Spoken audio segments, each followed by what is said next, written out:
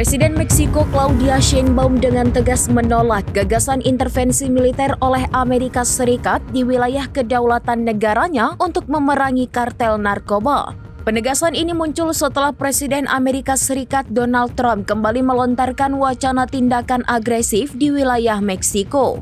Dalam konferensi pers di Mexico City, Sheinbaum menekankan bahwa Meksiko berhak penuh untuk beroperasi di wilayahnya sendiri dan tidak akan menerima tindakan militer dari negara lain. Ia menyatakan bahwa meskipun Gedung Putih kemudian memberikan klarifikasi bahwa operasi militer hanya mungkin dilakukan dengan izin resmi dari Meksiko, izin tersebut tidak akan pernah diberikan. Sikap tegas Sheinbaum ini merespon pernyataan Trump sehari sebelumnya yang mengatakan ia siap melakukan apapun yang perlu untuk membendung aliran narkoba ke Amerika Serikat.